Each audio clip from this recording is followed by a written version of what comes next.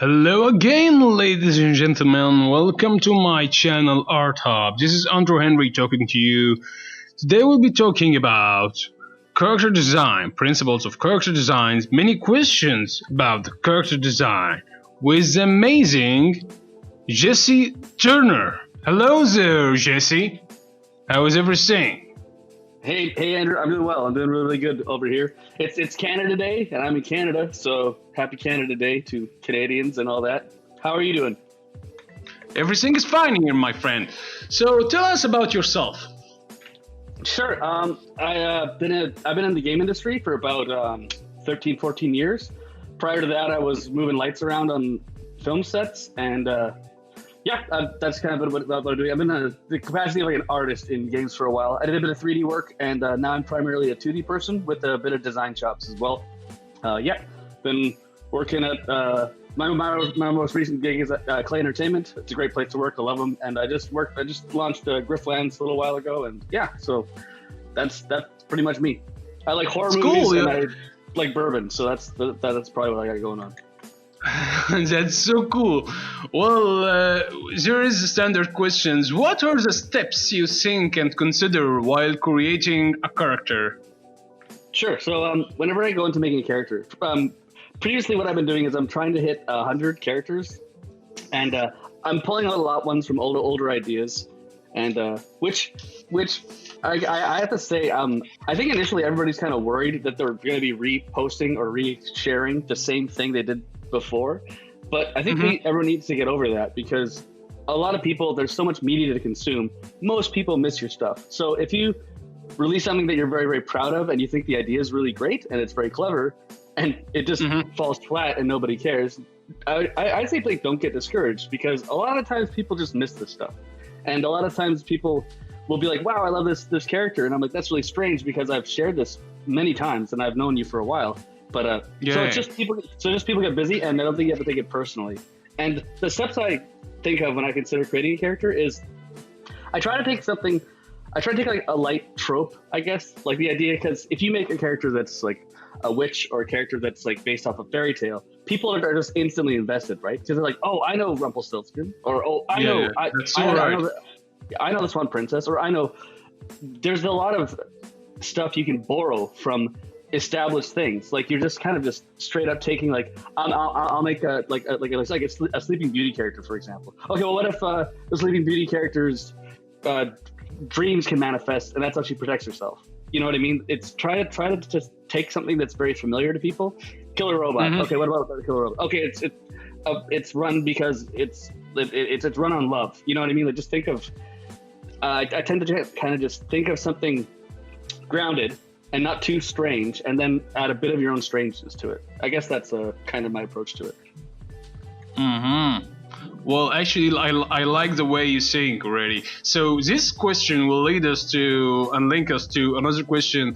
How do you give your characters depth? I already have seen characters like the Enforcer do there, the Peach Enforcers, and the other couple designs of birds. You have altered the design entirely to show two or three original bases. If he's a humanoid with a knight and a bird at the same time. So how do you give your characters depth? I think my favorite thing to do with characters, and a lot of people notice this that have kind of followed my work for a while, is I usually just give them something really, really debilitating. I think everybody has a struggle, all over the place. Everybody's like, oh, well, some people got it worse than me. And of course that is the case, but people have their own internal struggles. And I think putting struggles onto your characters makes people relate to them a lot more. As an example, like the robot where he only works if a bird lands on his head. That's pretty debilitating to a degree that's kind of insane if you think about it. Imagine only being able to effectively do what you were designed to do if a bird landed on your head, and how difficult that would be to you just go through your day to day. So I think the depth that I'd like to bring my characters is a big drawback. And I'm not familiar with the show, but a lot of people have said that the My Hero Academia has the same kind of push-pull on their characters. Like, they're very strong here, but very weak here. And I think what that promotes is people see these characters that are quite strong and quite skilled, but then have a big drawback. People think like, oh, I could help that person, right? Or that person's very, very, very, has a lot of integrity because they're getting over their disability. And I've always found that to be like, just absolutely incredible. You hear very inspirational stories all over the place. So I do kind of like to give my characters depth. I'd like to inflict kind of something that just makes their life difficult, or like they're a snowman and they're melting too fast, but they still need to win, or something like that. There is a rule I have been telling to other guys here on my channel that everyone should ask the characters they are creating 3 golden W's: why, where, and when. Is this the 3 questions you ask to every character you design before you design it? Those are really great questions, and I could probably do myself a service by asking those. I think I end up when I'm jumping on these characters, I think I end up staying on the surface and just focusing on that surface till it's like ridiculously pushed on. But like I think the where is important because a lot of people are asking, like, I'm at like 97 characters or something in this series that I'm doing, and they're like, oh, are they all from the same universe? And I'm like, well, I'm thinking to myself, well, the space guys are. Then there's like the horror elements, because I always have this problem with I like horror is my favorite genre, but I draw so goofy that whenever I do something that's I'm like, here it is, it's gonna be scary. Everybody's like, oh, that's cute. Oh, he's so silly, and I'm like, yeah, okay. So I think like when it's like the where is important to me, because like, okay, these are going to be my cosmic guys, because whenever I do my space guys, I think I'm pretty influenced by 90s comics and stuff where all cosmic things, like, it's so silly, like everything's such a big deal, right? Like, oh, this guy eats planets, like that's insane, like that's a crazy idea, right? That doesn't make any sense. Like, yeah, it's like, okay, I think eats planets, like, you know how like rare life is in the universe, and like this thing just eats planets, like that's so. I whenever I do something like grand, I tend to draw a space guy. Okay, well, he's in space. Well, he's in my space, and in my space, I need to make my space just as ridiculous as other creators did. Like the Kirby's did back in the day, and the George Starlin. I'm not too hot on my exact comic writer names. George Starlin, I think. But yeah, those were just such grand ideas and crazy ideas. And then I really like ground level stuff. They call them like street level heroes. Like Daredevil's a street level hero, and Spider-Man is a street level hero. They only protect like their city or just Hell's Kitchen, like the small area. And then I'm like, okay, good. Now I can think about, okay, so he doesn't need to eat planets. He needs to protect people in a small part of a rougher neighborhood. Right, so that ends up, okay, so what can I do there? He doesn't need lasers coming out of every hole in his body. Yes, right. So I think that's what I tend to do. I also try not to muddle my characters with powers or anything. I like to give them like one thing, and again, that's because I always love the team dynamics, right? Like I always love the idea that, like I guess the Avengers is kind of what people are mostly familiar about, but I think like the BPRD is a good example. Just teams that like everybody's got their skills and they're all aware of each other's skills. Everybody can't do everything because that's just boring. And I think it's like that's kind of what I end up focusing on when those questions bring up. So, what's your process while designing a character? The manual process, the drawing process. How you move through the process? Do you make the layouts first? After that, you build some masses. How Jesse is working to create those awesome character designs? Okay, so luckily, after like I started doing my 100 series about 2 months ago or 3 months ago or something, and what happened was I was like I wanted something that was like I could see like almost like a character sheet setup, right? The front view, the back view, and then a prop view. And I think a prop view is really important because sometimes the coolest thing, like what's the coolest thing about Green Lantern? Like his ring, right? Like that's the coolest thing about him on a very surface level thing. I know, like, I don't need Green Lantern fans jumping down my neck about, well, it's all this other shit about him. But I think it's the interesting thing is that he has this crazy cosmic ring and so you draw him from the front, you draw him from the back, but you don't get to see what's really neat about him. And so you just draw a detailed version of that. And I think what that does for me is you get used to drawing your forms and your shapes, the front and the back. And sometimes the detail on the back is the coolest, like the big logo on his back or the wings or whatever, or the scars he got when he was like fighting some guy way back in the day. Sometimes you want to see both sides of the character. So I created that my gray backdrop with my characters in the front and the back and the props. So when I start doing this, when I start building it, like just on a technical level, I'm just laying down big loose shapes, like just big shapes, and just whatever kind of like hits me. And I think a lot of people will call me on this, but a lot of my poses are very like kind of intimidating and a little bit like they're always kind of lean forward. A lot of them look like kind of linebackers. That's just the way that I draw things, I guess. But what I do like a very, very, very loose shapes, and then on the back I kind of cut. I go even looser. I go even lighter on that, and then I just pick one thing that maybe the gun's really neat, or maybe the belt is really interesting, or maybe like the parasite that lives in his head is cool, so I'll draw that over there. So it's like a 1, 2, 3 thing, and I just found a dimension size, like a sheet size, and a layout that I like the most. And then I just wanted to keep it consistent, so when everybody sees one, they know that that's something that Jesse drew, and they know what to expect. And I know it's like, and again, I'm literally just doing this for myself because it's not like someone said, "Hey, Jesse, draw 100 weird, stupid things from your head." So this is just like what I started to do, and once I got the rhythm down, I just felt like I could just ride this momentum, and also I can like drag characters that I've had kicking around in my head for like 10 years, and I can bring them back to this new light, like where I am now, which is a lot of fun.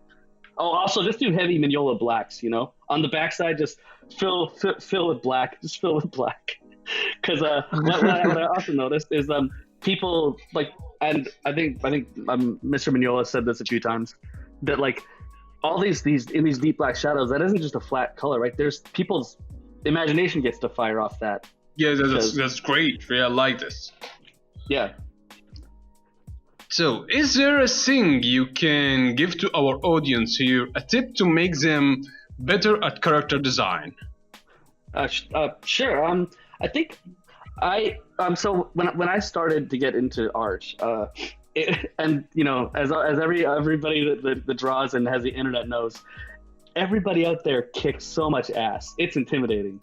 It's like scary, right? You go through like the artistry that's available right now is crazy. And like me growing up, I'm 36 or something now. And when I grew up, the net wasn't around and we didn't really have any computers or anything. So it's like the amount of art you saw was just the people that were in comic books or something, or that did animation. That was your bar. And now here we are. You just type down like most whoop-ass artist in the world, and you'll just see this. Oh man, this guy out of South Korea. Oh geez, this dude out of France. Like you just see these, you just absolutely see all these artistic monsters. So when I saw that, I tried to get discouraged. I said, okay, look, I can't be the best, because that's just clear. But I could maybe be like the fastest. Maybe I can be the fastest, and I kind of focused on speed. And so I tell people that pretty like liberally, because I think once you get comfortable being quick, you bring a certain amount of energy to your work that's solely you, that's only you, because it becomes fun. It becomes like it becomes almost like exercise. Like when people get through they get over the crest of exercise being lousy, and all of a sudden exercise is amazing and it makes them feel good. I think getting your speed up as an artist is really, really, really important, because then when everybody says practice, you're gonna be able to practice twice as fast as everybody else, which is really good. I think very cool theory. Yeah, I think a friend of mine, Andre Kento, he's out of Brazil, and that kid is unreal. He's really, really great, and I've known him for a while. He's a good friend of mine. Well, that I've never met in real life, because of the him being in South America thing, but he told me that he's like, when I heard that you focused on speed, he decided to do the same thing in the realm of 3D, and the stuff he comes out with in like no time is just mind blowing. And I think speed is something that isn't practiced. People like, oh, you got to polish it and make it good. But I was always the way I became prolific in my job is I'm the guy that brings out. I'm the guy in like the trenches, right? I bring out 10 designs for the armor, and then you guys can go pick one, and then give the guy that likes polishing armor that one. And don't copy my exact things, because this is what concept art is. This is what concept art is to me. So I think maybe finding out what kind of artist you want to be. Do you want to be someone that draws the culture kits? Do you want to be someone that draws, oh, this is what the guards look like in this like ramshackle village, and this is some of their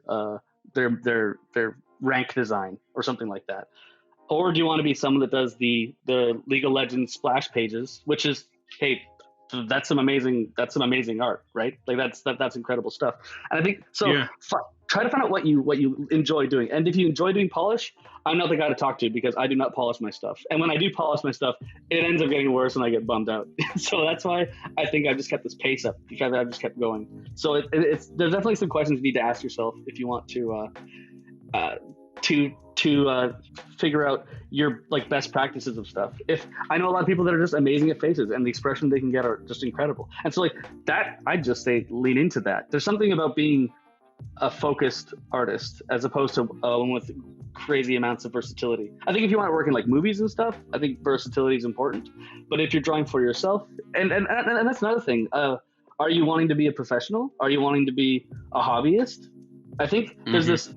I think, and I don't know if this is like culturally across the board, but I know in North America, like drawing was seen as something you do when you're a kid, and then you grow out of it, and you're always like, and then everybody's like, well, no, I can't draw a stickman anymore. And I think that's kind of depressing, because you don't need to be making tons of money off your art. Art is this thing that makes your brain feel good and makes you excited to be creative. And it's totally agree. And the fact that people stop doing that because, well, I'll never get a job in this or whatever. And I'm sure you've heard the adage of like, you end up loving what you do, but then when you turn that into a profession, it sucks the life out of it, and you start hating it, right? Everyone got a specific gift. Yeah, exactly. And I don't think you need to be the best at being an artist to be an artist, because I'm living proof of that. I found out where I could be and where I can put my skills. And I also, this is another thing about speed, if you have enough speed and you have enough execution, you can also do extra work when you get home. When you're tired of drawing, you can actually draw more, because you're not burnt out, because you're used to this thing. So keeping yourself like in shape, creatively in shape, I guess would be the word, to be able to always be working and playing and making characters or making environments or making like props or something. I think that's just always a good place to be if what you want to be is like to a professional level of being a character designer or something like that. That's so cool, Jesse. Well, here is another one. This is a tricky one, actually. How do you build imagination? This question is for the guys that don't have any kind of imagination, and when you ask them to draw maybe a police officer or a space pilot, they just draw it like they see in real life without any kind of exaggeration. So, sure. How do you build imagination?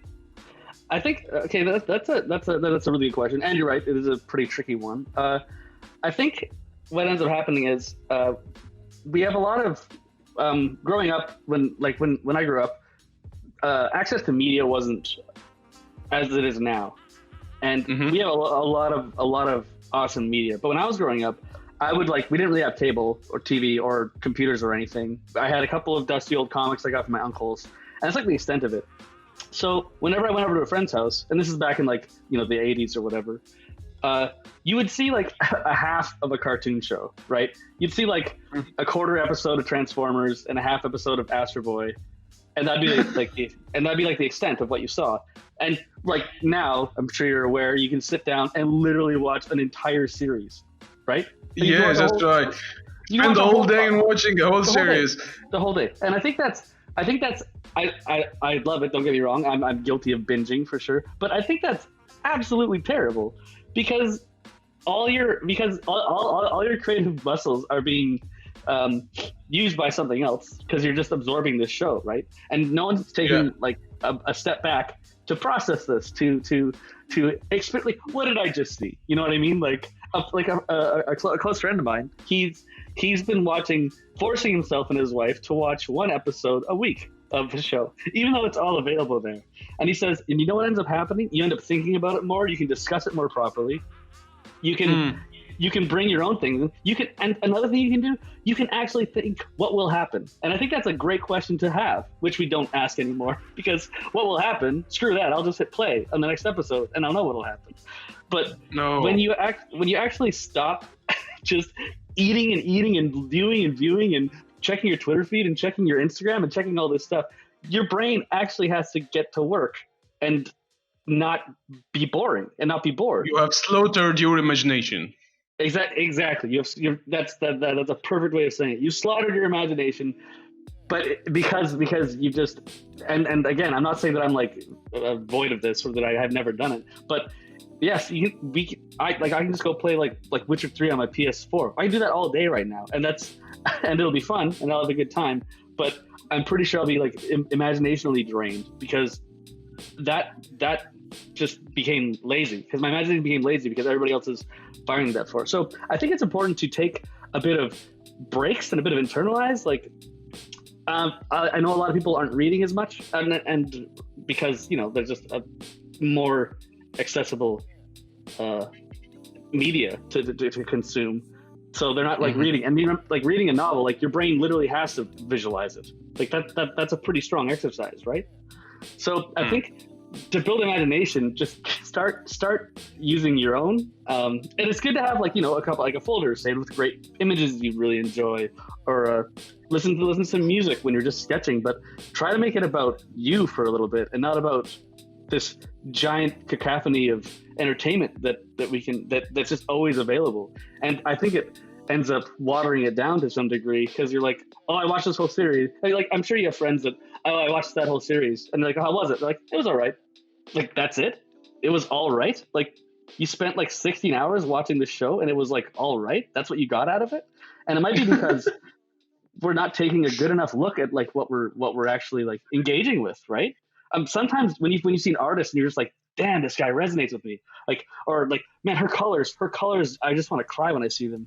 Maybe stop everything else you're doing, turn off like the podcast you're playing and the video you're playing over there and everything, and maybe just like focus on that and ask yourself a couple deeper questions. Why is her colors? Why are colors so amazing? Well, it's because she uses a lot of orange and rim lights, or a lot of her contrast is crazy, or her values are good, or her characters are just so beautiful that I'm just transfixed. And I think once you start doing that, you're going to start building up what Jake Parker actually has a great, he's amazing anyways, but he has a great talk about building your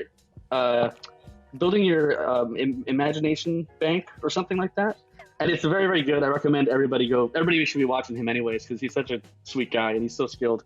And he talks about how to build up your imagination bank. And a lot of it is a bit of self-care, a bit of like slow down for a second and just kind of process these things instead of just, binge watching or binge consuming all this media. Mm-hmm.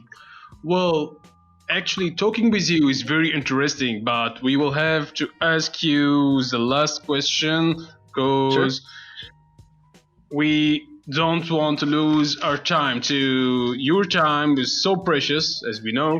So, color savory usage while creating a character. Is there a specific color wheel you can tell us about, or how do you pick colors like the ones you have done here with the swan swordress? Actually, the colors, the white colors with the yellow and the light brown, when you think about them, they don't connect. But when you look at them while this character design, it looks magnificent. It looks awesome. So, how do you gather your color wheel?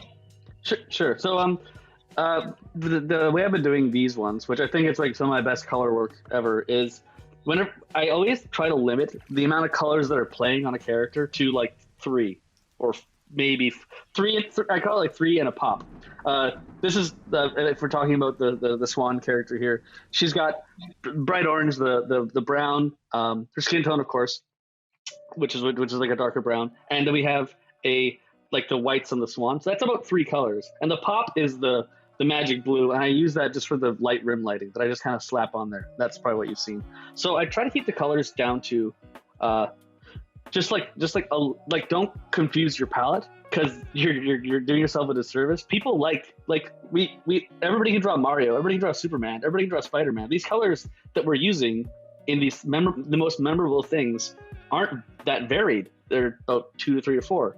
And I think what I end up doing with a lot of this series is I find another artist. In this case, he goes by Crom, like Conan's god. He goes by Crom on Twitter, and I just loved how his colors were. Everything I did, I loved about it. So I basically just grabbed a picture and I looked at it, and I eyedropper picked the like base value, and I just picked the color from there. And then I just use that base value as like a way to color all my guys.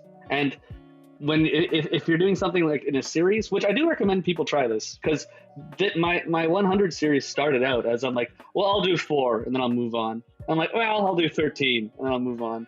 And pretty soon I'm at like 97 and I'm like, oh, okay, I guess I can just keep going. And so with colors, you need to keep them low, and there's tricks you can use, like complementaries, like the blues and the oranges. That's why the pop kind of works on the Swan girl here, because we have these like hits of blue and we have these like big orange areas. So that's some complementary colors. So there's a bit of that you can use, but try to see how low your palette can be, or like, yeah. And I think there's a lot of tech now too. You can actually just literally grab a painting you like and just pull in like, and it just builds a color palette for you out of that painting. And I think like just that's really good, because it kind of forces you to see like, oh wow, they're just using green and red here. They're just using greens and reds. And all of a sudden your head just explodes. You're like, oh, it's going to be that easy.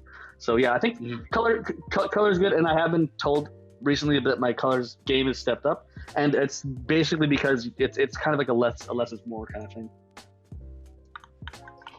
Well, that's so cool. Very cool, actually.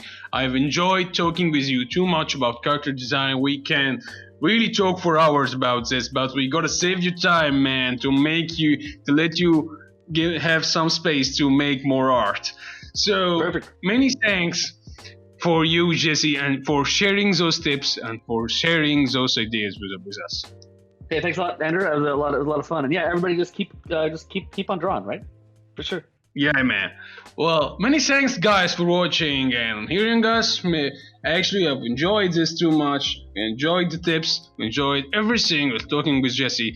Please, if you like this video and like more videos, please stay tuned for more, and please subscribe. We got a ton of ideas, and we can even feature you as an artist in the future. Just keep working hard and you will reach your dreams. Many thanks again, guys, and goodbye.